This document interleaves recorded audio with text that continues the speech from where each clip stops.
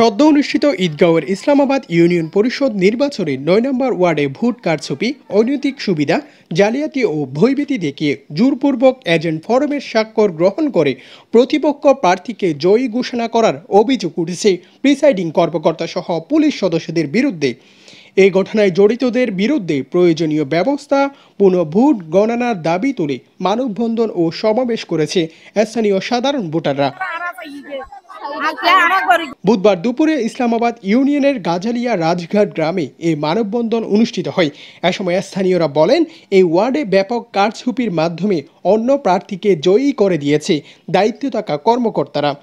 Vote কারচুপি হয়েছে, এর মধ্যে প্রিসাইডিং অফিসার, পুলিশ অফিসার ওদের মাধ্যমে কারচুপি হয়েছে।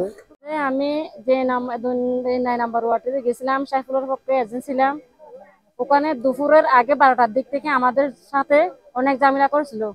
ওই 9 নম্বর ওয়ার্ডের মাঝে আরা সাইফুলের মেম্বার চাই, আরা মেম্বার সাইফুলের বানাই দিয়ে কষ্ট করি, কিন্তু সাইফুলের তো বুট ফজছে, সাইফুলের বুট সয়ান সঙ্গে আরা দেখি সাইফুলের তো বুট ফজছে দিয়ে আরা জানিও আর ইয়ার আগেও বুটি তারা লফালাইয়া চুরি করি লফালাইয়া এমত তো সাইফুল উনিয়ার বুট চুরি করি লফালাইয়া।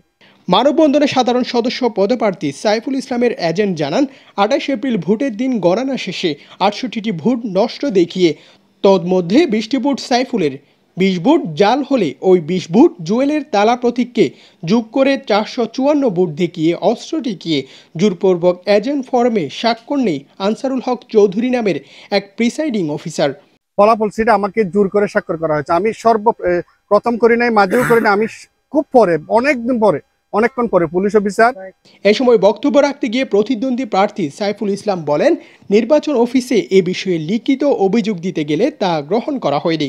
প্রিসাইডিং অফিসার সহ অনেককে অনুরোধ করেছিলাম আমাদের সামনে যাতে ভালোভাবে ভোটগুলি গণনা করা হয়, ভোটগুলি গণনা করে আমাদেরকে ভালো একটা সুন্দর ফলাফল যাতে দেয়। কিন্তু প্রিসাইডিং অফিসার এতগুলি কথা বলা সত্ত্বেও উনি আমাদের কথা শুনে নেয়। আমি আর বাবুল ভাই এখানে কান্নাকাটি করে পর্যন্ত বলছি ভোটগুলি গণনা করে আমাদের রায় দিন, আমরা ওই রায় মেনে নিয়ে চলে যাব। উনি আমাদেরকে বেশি শক্তি দেখাইয়া আমাকে গুলি করবে এবং বাবুল ভাইকে আমাকে দুইজনকে অ্যারেস্ট করার পর্যন্ত হুমকি ধমকি দিচ্ছে। কিন্তু ভোট কারচুপির মাধ্যমে, গণনার সময় কারচুপির মাধ্যমে আমাদেরকে পরাজিত প্রার্থী করে দিছে।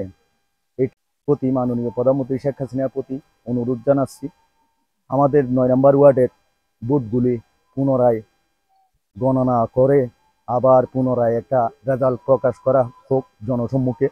এটাই আমাদের দাবি, আমাদের সকলের দাবি হচ্ছে এটাই। মানববন্ধনে উপস্থিত সাধারণ ভোটাররা পুনরায় ভোট গণনার দাবি তোলেন।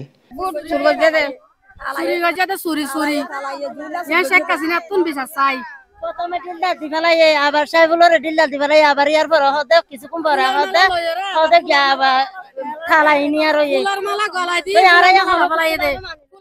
News desk, TTN।